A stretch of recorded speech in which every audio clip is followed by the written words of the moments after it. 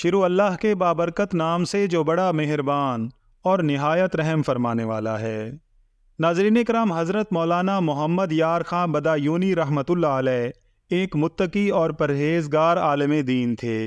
آپ نے ایک پاک باز اور نیک سیرت خاتون سے نکاح فرمایا۔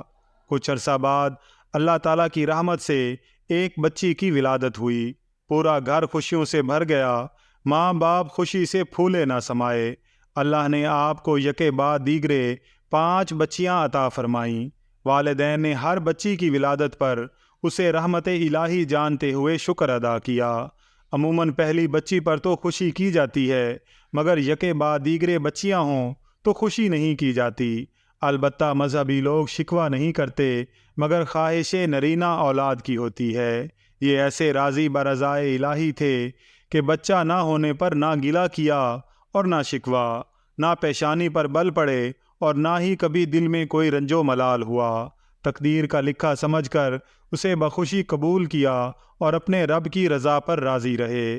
مگر بچے کی خواہش دل میں چٹکیاں لیتی رہی۔ چنانچہ حضرت مولانا محمد یار خان نے بارگاہ الہی میں اولاد نرینہ کے لیے خصوصی دعا مانگی اور یہ نظر مانی کہ اگر لڑکا پیدا ہوا تو اسے راہ خدا میں خدمت دین کے لیے وقف کر دوں گا۔ دعا قبولیت کے مرتبے پر فائز ہوئی اور بڑی چاہتوں اور امنگوں کے بعد گھر میں ایک بچے کی آمد ہوئی۔ گھر بھر میں خوشی کی لہر دوڑ گئی۔ ہر ایک کا چہرہ خوشی سے کھل اٹھا۔ گھر میں غربت کے ڈیرے ہونے کے باوجود حضرت مولانا محمد یار خان نے بچے کی پرورش میں کوئی کسر اٹھا نہ رکھی تھی۔ انہیں نظر کے الفاظ یاد تھے اور اسے راہ خدا میں خدمت دین کے لیے وقف کرنا ہے۔ بالآخر وہ وقت بھی آیا کہ راہ خدا میں وقف ہونے والے اسی بچے نے شیخ و تفسیر، مفسر شہیر، حکیم الامت حضرت علامہ مفتی احمد یار خان نعیمی اشرفی اجانوی بدایونی گجراتی کے ناموں القابات سے شہرت پائی۔ حضرت علامہ مفتی احمد یار خان نعیمی رحمۃ اللہ علیہ 4 جمادی الاولیٰ 1314 ہجری بمطابق 1 مارچ 1894 عیسوی کو محلہ کھیڑا، بستی اوجیانی، ضلع بدایوں، یوپی ہند میں صبح صادق کی پرنور اور بابرکت ساعت میں پیدا ہوئے۔ آپ رحمۃ اللہ علیہ کے والد ماجد حضرت مولانا محمد یار خان بدایونی فارسی درسیات پر عبور رکھتے تھے۔ انہوں نے جامع مسجد اوجیانی میں ایک مکتب جاری کیا تھا جس میں طلباء کو تعلیم دیتے تھے۔ حضرت مفتی احمد یار خان رحمۃ اللہ علیہ کے زمانہ طالب علمی کو 5 ادوار میں تقسیم کیا جا سکتا ہے۔ پہلا دور آبائی بستی اوجیانی میں والد ماجد کی سرپرستی میں شروع ہوا اور 11 برس کی عمر میں ختم ہوا۔ اس میں قرآن پاک کی تعلیم سے لے کر فارسی کی نصابی تعلیم اور درس نظامی کی ابتدائی کتب شامل رہیں۔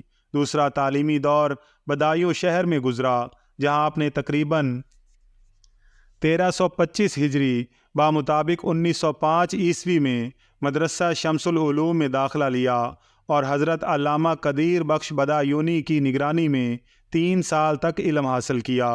تیسرا تعلیمی دور مینڈھو ضلع علی گڑھ، یوپی ہند میں گزرا، جو 3-4 سال پر مشتمل رہا۔ چوتھے تعلیمی دور کا آغاز 1332 ہجری میں ہوا، جس نے آپ کی قسمت کا ستارہ چمکا دیا اور تقدیر خلیفہ اعلیٰ حضرت صدر الافاضل حضرت علامہ مولانا مفتی سید محمد نعیم الدین مراد آبادی رحمۃ اللہ علیہ کے در دولت پر لے آئی۔ واقعہ کچھ یوں ہوا کہ آپ رحمۃ اللہ علیہ کے چچا زاد بھائی مراد آباد میں ملازمت کیا کرتے تھے۔ 1332 ہجری میں کسی کام سے گھر آنا ہوا۔ جب آپ واپس جانے لگے، پرزور اصرار کر کے آپ کو اپنے ساتھ جامعہ نعیمیہ مراد آباد حاضر ہو گئے۔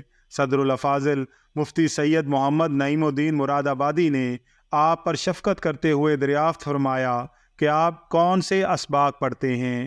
آپ نے اپنے اسباق بتائے تو صدر الافاضل نے پھر دریافت فرمایا کیا آپ ان اسباق کا امتحان دے سکتے ہیں؟ آپ نے جواباً عرض کیا جی ہاں۔ چنانچہ حضرت صدر الافاضل ایک ایک کر کے سوال فرماتے گئے اور آپ ان کا تسلی بخش جواب دیتے رہے، جنہیں سن کر حضرت صدر الافاضل بہت خوش ہوئے۔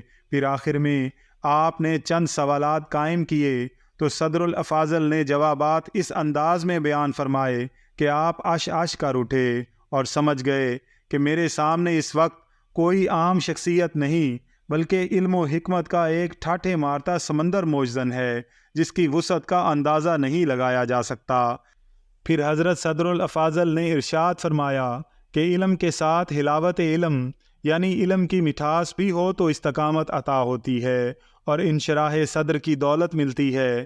آپ نے عرض کیا حضور حلاوت علم سے کیا مراد ہے؟ فرمایا حلاوت علم تو کونین کے تاجدار دو عالم کے مالک و مختار صلی اللہ علیہ وآلہ وسلم کی ذات سے نسبت قائم رکھنے سے ہی حاصل ہو سکتی ہے، لفظوں میں بیان نہیں کی جا سکتی۔ بس اسی ایک ملاقات نے آپ کی زندگی کا رخ موڑ دیا اور یوں آپ جامعہ نعیمیہ میں داخلہ لے کر خلیفہ اعلیٰ حضرت صدر الافاضل مفتی سید محمد نعیم الدین مراد آبادی جیسے شفیق اور مہربان استاد کے زیر سایہ علم و عمل کی دولت سے فیض یاب ہونے لگے۔ حضرت صدر الافاضل صرف درس و تدریس کے شعبے سے وابستہ نہ تھے بلکہ تحریر و تصنیف اور مناظرے کے ساتھ ساتھ مسلمانوں کے دینی و ملی رہنما بھی تھے، جس کی وجہ سے مفتی احمد یار خان نعیمی کے اسباق میں ناغہ ہونے لگا، اور جب اس میں اضافہ ہوا تو آپ جامعہ نعیمیہ سے نکل کھڑے ہوئے اور حضرت صدر الافاضل کو علم ہوا تو انہوں نے آپ کو بلوایا اور فرمایا کہ آئندہ آپ کی تعلیم کا حرج نہیں ہونے دیں گے۔ اس دور میں خلیفہ اعلیٰ حضرت علامہ حافظ مشتاق احمد سعید صدیقی کانپوری معقولات کے اس امام اور بلند پایہ استاد سمجھے جاتے تھے، چنانچہ حضرت صدر الافاضل نے ان سے رابطہ فرمایا اور کہ آپ جامعہ نعیمیہ مراد آباد تشریف لائیں، مگر علامہ مشتاق احمد کانپوری نے یہ شرط پیش کی کہ اس وقت میرے پاس جو طلباء زیر تعلیم ہیں ان سب کے قیام کا انتظام بھی آپ کے ذمہ ہوگا، جسے حضرت صدر الافاضل نے منظور فرما لیا، اور یوں علامہ مشتاق احمد کانپوری جامعہ نعیمیہ مراد آباد تشریف لائے۔ اپنے وقت کے منجے ہوئے شہرت یافتہ استاد کے سامنے ذہین فتین علم کے شوقین طالب علم کا ایک نرالا دور شروع ہوا۔ شاگرد کو ہر گھڑی یہ احساس کہ استاد محترم محض میری تعلیم کی خاطر یہاں بلائے گئے ہیں، جبکہ استاد محترم کے پیش نظر ہوتا کہ یہی وہ طالب علم ہے جس کے لیے ہمیں کانپور سے بلایا گیا ہے۔ حضرت مفتی احمد یار خان نعیمی کا 5واں اور آخری دور طالب علمی اس وقت شروع ہوا جب حضرت علامہ مشتاق احمد کانپوری جامعہ نعیمیہ مراد آباد سے رخصت ہوتے وقت صدر الافاضل مفتی نعیم الدین مراد آبادی کی اجازت سے آپ کو اپنے ساتھ میرٹھ لے گئے۔ یوں آپ رحمۃ اللہ علیہ نے 19 برس کی عمر میں 1334 ہجری بامطابق 1914 عیسوی میں سند فراغت حاصل کی۔ آپ رحمۃ اللہ علیہ اپنی زندگی میں قطب ربانی، شہباز لامکانی، قندیل نورانی، غوث سمدانی، محی الدین حضور سیدنا غوث اعظم شیخ عبد القادر جیلانی رحمۃ اللہ علیہ کی نسبت سے 11 کے عدد کو بڑی اہمیت دیا کرتے تھے، یہاں تک کہ آپ کے گھر میں اوپر نیچے سب ملا کر کل 11 کمرے تھے۔ مغرب کے بعد 11 منٹ تک چہل قدمی کرنا اور عشاء کے بعد 11 منٹ تک گفتگو کرنا اور پھر گھر میں 11 کمروں کا ہونا حضور غوث اعظم سیدنا شیخ عبد القادر جیلانی سے گہری عقیدت و محبت اور الفت کی علامت و نشانی ہے۔ اور عقیدت و محبت کیوں نہ ہوتی، کیونکہ حضور سیدنا غوث اعظم رحمۃ اللہ علیہ خود ارشاد فرماتے ہیں کہ میں اپنے مریدوں کا قیامت تک کے لیے توبہ پر مرنے کا ضامن ہوں۔ آپ رحمۃ اللہ علیہ رات 2 بجے اٹھ کر نماز تہجد اور وتر ادا کرتے، پھر کچھ دیر وظائف میں مشغول رہتے، اس کے بعد 1 گھنٹہ آرام فرماتے، پھر اٹھ کر وظائف پڑھتے رہتے، فجر کی سنت گھر میں ادا کرتے، پھر دونوں شہزادوں کو لے کر مسجد تشریف لے جاتے۔ آپ اپنے پاس 1 سے زائد گھڑیاں رکھا کرتے تھے، ایک کلائی پر ہوتی تو دوسری جیب میں، کبھی کبھار تو جیب میں 2 گھڑیاں رکھا کرتے تھے۔ پھر ان گھڑیوں کا وقت درست رکھنے کا بھی خوب خیال رکھتے، اور یہ سارا اہتمام دراصل نماز اور جماعت کے لیے ہوتا تھا۔ آپ رحمۃ اللہ علیہ ناشتے میں گندم کے آٹے کی روٹی اور سبز کشمیری الائچی والی چائے نوش فرماتے، دوپہر میں آلو گوشت خصوصاً بکری کے پہلو کا اور ترکاریوں میں کدو شریف پسند فرماتے۔ کھانے میں اکثر 1 چھٹانک کی 2 پتلی روٹیاں ہوتی اور کبھی بھاری روٹی پک جاتی تو نہ کھاتے یا پھر کچھ بچا دیتے۔ ساتھ ادرک کا پانی، مولی یا چقندر ضرور ہوتا۔ بعد نماز عشاء بھینس کا 1 پاؤ خالص دودھ نوش فرمانے کا معمول تھا، جبکہ مٹھائیوں میں قلاقند، سون حلوہ، بدائیوں والے پیڑے اور پھلوں میں آم پسند تھا۔ آپ رحمۃ اللہ علیہ نہایت سفید شفاف لباس پہنتے اور سفید یا عنابی رنگ کا امامہ شریف باندھا کرتے تھے۔ آپ کا لباس معمولی اور درمیانہ ہوتا، بے کالر کی قمیص، کرتا شلوار اور پاجامہ سب پہن لیتے۔ موسم گرما میں دیسی ململ کا کرتا پہنتے، جبکہ موسم سرما میں عام طور پر واسکٹ اور جرسی کا استعمال کرتے۔ سادگی کا یہ عالم تھا کہ شاگردوں اور عقیدت مندوں کے درمیان تشریف فرما ہوتے اور کوئی اجنبی آ جاتا تو اسے آپ کو پہچاننا مشکل ہو جاتا۔ اسی طرح درس و بیان کے لیے کسی دوسرے شہر تشریف لے جاتے تو استقبال کرنے والوں کو اکثر یہ پوچھنا پڑ جاتا کہ مفتی صاحب کون ہیں۔ آپ رحمۃ اللہ علیہ نے اپنی پوری زندگی انتہائی سادگی اور عاجزی کے ساتھ گزاری۔ آپ اپنی ذات کی وجہ سے کسی کو تکلیف دینا گوارا نہ فرماتے تھے، یہاں تک کہ سفر سے لوٹتے تو اکیلے ہی اپنا سامان اٹھائے چل پڑتے۔ کوئی عرض کرتا تو اسے سامان اٹھانے کی ہرگز اجازت نہ دیتے۔ چنانچہ ایک مرتبہ یوم رضا کی محفل سے فارغ ہوئے اور دیگر رفقا کے ساتھ بس میں بیٹھ کر گجرات روانہ ہو گئے۔ گجرات پہنچ کر بس سے نیچے تشریف لائے اور فرمایا، آپ لوگ میری فکر نہ کریں، میں گھر اور اپنے گھر جائیے، میں اکیلا چلا جاؤں گا۔ رفقا نے بار بار اس خواہش کا اظہار کیا کہ پہلے آپ کو گھر چھوڑ دیتے ہیں، اس کے بعد ہم اپنے گھر چلے جائیں گے، مگر آپ اپنا سامان اٹھائے گلی محلوں سے ہوتے ہوئے، لوگوں کے درمیان سے گزرتے ہوئے گھر تشریف لے آئے۔ آپ رحمۃ اللہ علیہ زبردست عاشق رسول تھے۔ سرور دو جہاں، سلطان کون و مکاں، پیارے آقا محمد مصطفیٰ صلی اللہ علیہ وآلہ وسلم کا ذکر مبارک آتا تو بے اختیار آپ پر سوز و گداز کی ایک مخصوص کیفیت طاری ہو جاتی، جس کے نتیجے میں آنکھ میں آنسو بھر آتے اور آواز بھاری ہو جاتی۔ آپ کو دیکھنے اور سننے والے ہزارہا افراد بھی اس کیفیت کو محسوس کر لیا کرتے تھے۔ آپ رحمۃ اللہ علیہ نے تفسیر لکھنے کے لیے ایک بیش قیمت قلم مخصوص کر رکھا تھا، جس سے تحریر و تصنیف کا کوئی اور کام نہ کرتے۔ اس واقعہ کا بیان کرتے ہوئے خود ارشاد فرماتے ہیں کہ مجھے مدینہ منورہ میں ایک دکان پر ایک قیمتی قلم بے حد پسند آیا۔ دل میں خواہش پیدا ہوئی کہ کاش میرے پاس ہوتا، مگر مہنگا ہونے کی وجہ سے خرید نہ سکا اور چپ چاپ لوٹ آیا۔ لیکن دل میں بار بار خیال آتا رہا کہ بارگاہ رسالت سے اجازت ملی تو حاضری کی سعادت پائی ہے، اگر اسی بارگاہ سے وہی قلم عطا ہو جائے تو کرم بالائے کرم ہوگا۔ غالباً اسی دن یا اگلے دن ظہر کی نماز مسجد نبوی میں ادا کر کے فارغ ہوئے تو ایک صاحب ملاقات کے لیے حاضر ہوئے اور یہ کہتے ہوئے اپنی جیب میں ہاتھ ڈالا کہ میں آپ کے لیے ایک تحفہ لایا ہوں۔ ہاتھ باہر نکال کر وہ تحفہ میرے سامنے رکھ دیا۔ اب جو میں نے نظر اٹھائی تو سامنے وہی بیش قیمت قلم تھا، حالانکہ میں نے کسی سے بھی اس کا تذکرہ نہیں کیا تھا۔ مجھے یقین ہو گیا کہ بارگاہ رسالت میں میری عرضی سن لی گئی ہے، جبھی تو مجھے مطلوبہ عطیہ مل گیا۔ اس کے بعد فرمایا کہ اب میں نے اس قلم کو صرف تفسیر لکھنے کے لیے خاص کر لیا ہے۔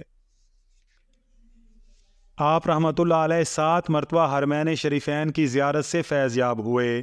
ایک مرتبہ حج کے بعد طویل عرصے تک مدینہ منورہ کی پرکیف اور نور بار فضاؤں میں اپنی زندگی کے حسین ایام گزارے۔ ساتھ ہی دل میں یہ خواہش مچلنے لگی کہ کاش کوئی ایسی صورت نکل آئے کہ مجھے ہمیشہ کے لیے اسی پاک سرزمین پر سکونت مل جائے۔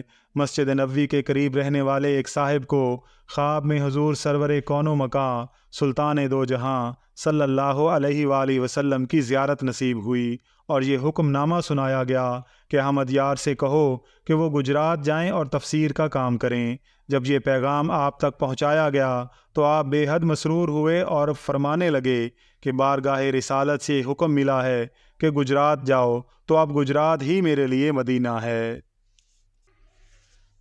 آپ رحمۃ اللہ علیہ اپنے استاد محترم خلیفہ اعلیٰ حضرت صدر الافاضل مفتی سید محمد نعیم الدین مراد آبادی رحمۃ اللہ علیہ کے دست حق پرست پر بیعت ہوئے۔ آپ نے استاد محترم حضرت صدر الافاضل مفتی سید محمد نعیم الدین مراد آبادی سے درس کتب اگرچہ کم پڑھی تھیں، مگر انہوں نے اپنے حکیمانہ اور مومنانہ بصیرت سے آپ کی تربیت کے لیے ایسے مدنی سانچے تیار کیے کہ آپ کے دل و دماغ، مزاج بلکہ پوری شخصیت کا رنگ ہی بدل کر رہ گیا، جس کا اظہار آپ خود ان الفاظوں میں فرمایا کرتے تھے کہ میرے پاس جو کچھ ہے یہ سب حضرت صدر الافاضل کا عطا کردہ ہے۔ آپ رحمۃ اللہ علیہ نے تقریباً 50 سال کا عرصہ علم دین کی خدمت اور اشاعت میں گزارا۔ میدان تقریر کا ہو یا تحریر کا، تدریس کا ہو یا تحقیق کا، فوائد قوم و ملت کے ہوں یا مسلک حق کے اہل سنت کے، آپ نے اپنے طریقہ کار علمی اور مثبت ہی رکھا۔ تحریک پاکستان کے سلسلے میں صدر الافاضل حضرت علامہ مفتی سید محمد نعیم الدین مراد آبادی نے قرارداد پیش کی تو آپ نے تائید میں اپنی کوششیں بڑھا دیں۔ 1945 میں نظریہ پاکستان کے لیے بنارس میں آل انڈیا سنی کانفرنس منعقد ہوئی تو اس میں پیش رہے۔ آپ نے مسلک اہل سنت کی تقویت اور ترویج و اشاعت کے لیے کوئی کسر نہ چھوڑی۔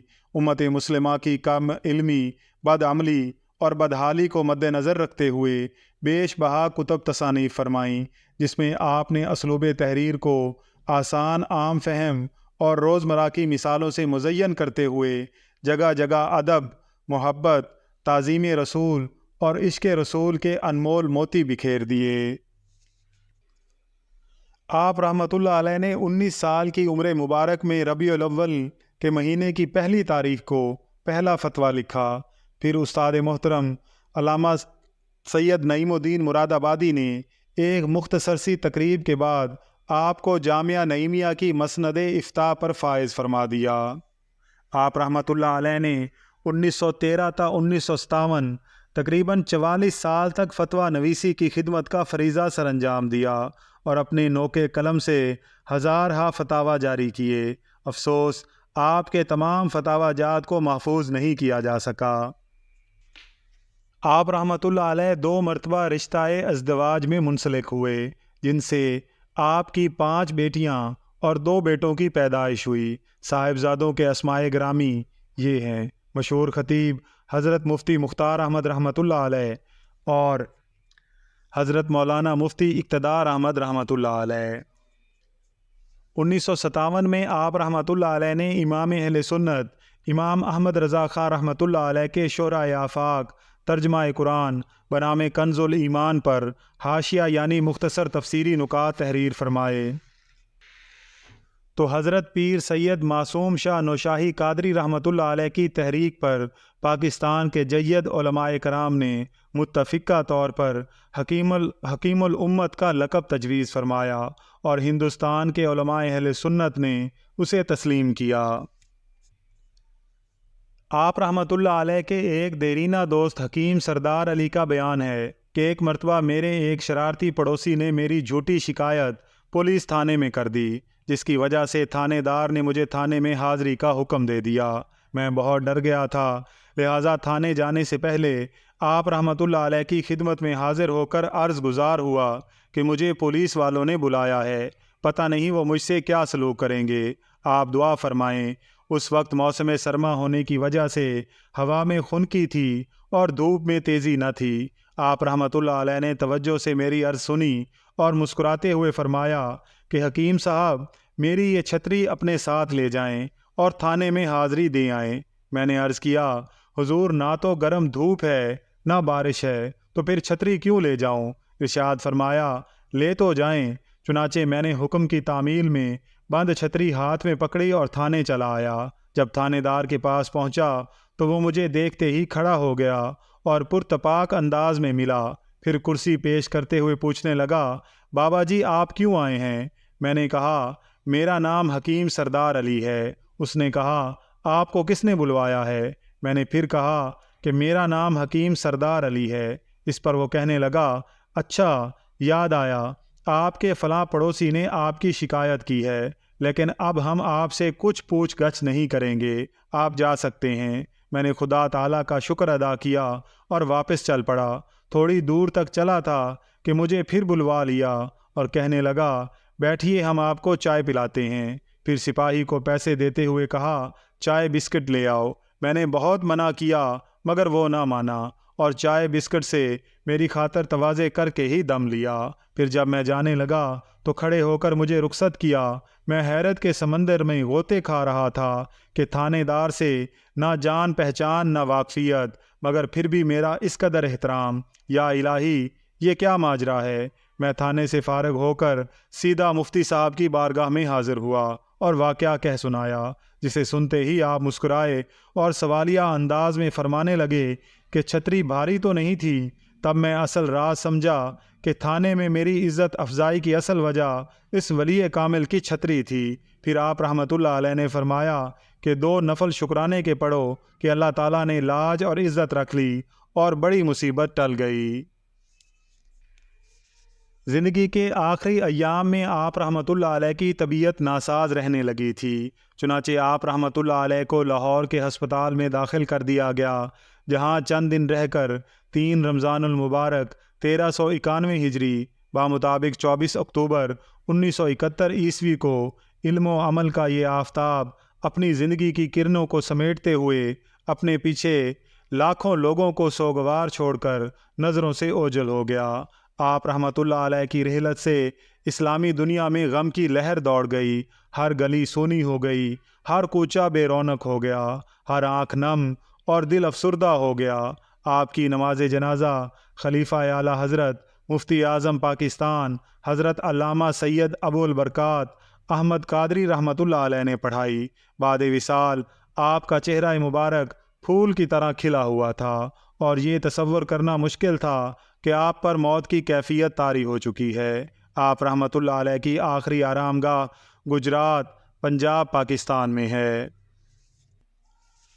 اللہ تعالیٰ سے دعا ہے کہ اللہ تعالیٰ ان نفوس قدسیہ کے صدقے ہمیں بھی راہ ہدایت پر استقامت عطا فرمائے۔ اللہ تعالیٰ سے دعا ہے کہ اللہ تعالیٰ ہم سب کا حامی و ناصر ہو۔ آمین یا رب العالمین۔